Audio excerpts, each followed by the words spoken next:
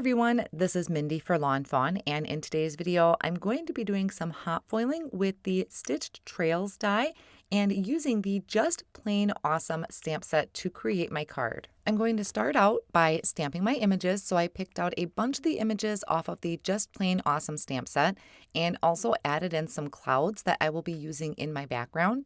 And then I'm going to ink these up with the Jet Black ink, which is an ink that is alcohol marker friendly. So I'm stamping that on Hammermill cardstock, and I'm going to color in my images with my Olo markers, which is an alcohol marker, and I am going to use them the same way I would with my Copics. So for my mice, I have 3 colors, and I'm showing the caps at the top. I have a dark, medium, and light shade. Now, all of my shadow areas are going to go on the back side of the mice or mouse, and then I'm going to just blend it out with the other colors. So the lightest side, for instance, whatever direction they are facing is going to be where I put my lightest color. Now, this little guy that's flying the airplane, that one I think can go either or. There's no right and wrong where you put your shadow. It just depends, in my opinion, on where he is positioned on your card. Then for the next little guy that's sitting on top of that letter, I'm putting the darkest color towards the back, and then I'll bring in the lighter shades to blend that out. And I even put like a line of dark color on the arms just to kind of help give that a little bit of contrast. I'll do the same thing for this one at the top, which I think this one is my favorite. He just looks mischievous, getting ready to throw that airplane. But for me, I put the darkest shade on the left-hand side, the back side of the mouse, and then blend it out with the other colors. Then for the ears and the belly of that one mouse, I brought in some really light reds. It's almost like a salmon color, and I had a darker one picked out to do an outline. I ended up going back over the ears with that darker shade just to make it stand out a little bit more. And then I have my scarves. So I kept these in the teal color, and for these I started with the lightest color and just added a line to give it a shadow look. When it comes to some of those smaller areas, for me, it's easier to just start with a light color and then add a line for the shadow. And then for all of the airplanes, I brought in this light teal color. It's super, super light. You can see it in person, but not so much on camera. And I'm just kind of outlining some of the areas of the airplanes to give it some color. And the same thing for the clouds. I really just went around and outlined it. I had forgotten to stamp the hearts. I wanted to have a few hearts in my scene, so I just put these on a small block and I'm stamping that in the jet black ink. I have 3 groupings here, and then I'm going to color them in with some bright pink. So I have a light shade, which is what I started with first, and then I brought in a darker shade to add just a little bit of that contrast once again and shadow. I knew I wanted to have a lot of clouds in my background, so I did stamp some more out here on this sheet. And what I'll do is just take the coordinating dies, line them all up with the images, holding them down with a low tack tape, and then run those through my die cut machine. Then I can move on to working on my background. So I have another piece of white cardstock. This is cut to 4 1/4 by 5 1/2. And I'm going to start first by blending this with 3 different colors. Starting with butter on one end, I'm going to go about 1/3 of the way up. And I am going pretty light-handed because I'm going to stencil on some clouds in a little bit. So by light-handed, I just mean I'm not applying a lot of pressure to my brush. Then I'm going to bring in celery stick, once again picking that up with my blending brush. Now this one, I'm going to start kind of in the center and I'll blend into that yellow color. Now a lot of times I will tap off on my work surface just so I don't come in real harsh with my color. I would rather come back in and add more color than start out with too dark of a shade.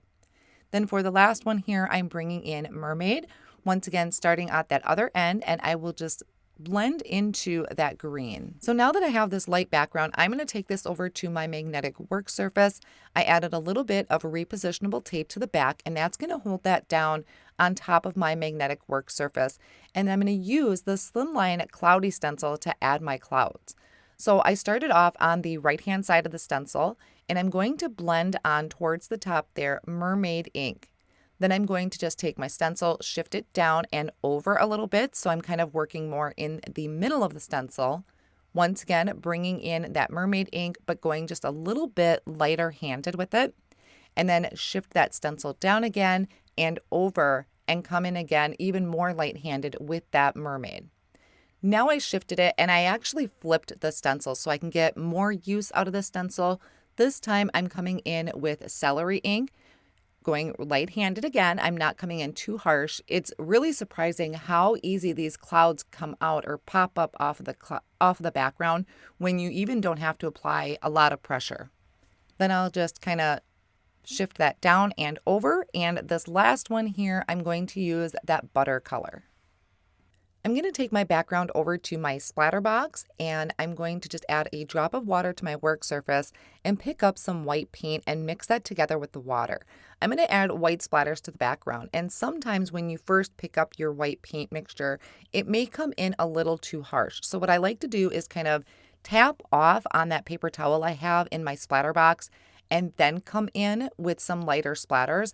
I do that quite a bit here where it kind of gets off that first initial heavy splatter, and then coming in, it comes in a little bit lighter afterwards. While my background is drying, I'm going to work on some hot foiling. So I have the stitched trails hot foil plate, and I'm placing some matte gold glimmer foil over the top just to get an idea about how big I want my foil sheet to be, and then trim that off with my scissors. Now, when it comes to hot foiling, I personally like to tape my foil plates down to the cardstock. So I'm trimming this down to show some of the cardstock there. That way my tape can cover, or my tape will overlap the cardstock, foil, and the plates. I even trimmed it down a little bit more so you can see where I have a white border going all the way around. And then I can bring in my Stitched Trails hot foil plate and place them over the top. So right now it is pretty side up on my cardstock, the foil is. Then I have the Stitched Trails face down, and I took a strip of the Best Ever craft tape and placed it all the way across, touching the cardstock, the foil, and the foil plates. Now, if there's some overhanging, I can just fold that over. So once my glimmer machine is warmed up, which that green light is on, I can place this kind of face down so the foil plates are touching the glimmer machine and hit the timer button. Now, this is my personal way, just based off of my machines. I'm going to wait to put my shim and plate on top. So I let that sit until my timer button turns solid green. I'll disengage my platform, place my shim and my plate on top, and run that through my die cut machine. Another reason I like securing these with tape is I don't have to worry about anything shifting. So after I let that cool for about a minute, then I can just carefully peel up that tape and everything foiled absolutely perfect. So I'm going to bring that closer. Now the matte gold, it's not super shiny. It's just enough shine to give it that foiled look. Then I'll line up the coordinating dies and hold each of them down with a low tack tape and die cut these out. Now, one last thing I need to do to complete my card is to stamp a sentiment. So I picked a sentiment off of the Just Plain Awesome stamp set, and I have a piece of black licorice cardstock placed in my Misty tool. I'm going to prep that with my anti-static powder tool, and then I'm going to ink up my sentiment with the Yeti ink, which is a white pigment ink. I am just tapping gently. I'm not pushing down real hard because I don't want to squish or distort my letters. So I stamped that about 3 times. I did finally order a re-inker for my Yeti ink pad. And I'm sprinkling on my white embossing powder, tapping off any excess. And I had a couple little speckles there left over. So I'm just taking a paintbrush to kind of gently brush those away. And then I can melt this with my heat tool. What I like to do with my sentiments is trim them out with the Everyday Sentiment banner. So I'll hold that down with low tack tape once again and die cut that out. Now I'm actually recreating a card that I already did. So I have that off on the side as a guide. But in my process when I was originally creating it, I separated everything out. So the clouds are going to be in the background, which means I'm not going to add any dimension to them. So I can just take some tape runner and start building my scene with these clouds. To make this look more like a continuous scene, I like to have my clouds kind of overhanging the edges and the top.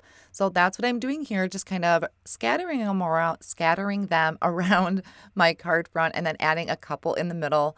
And I'm going to trim off any of the excess that's overhanging the edge of the card. I went ahead and laid out about where I wanted everything to go, but I thought it was best if I get my sentiment placed on here. So I trimmed off one end, so I only have that flag banner on the left-hand side. I added some black foam squares to pop this up for dimension and then place that down towards the bottom of my card. Now I have these stack of papers that I'm just adding with the tape runner.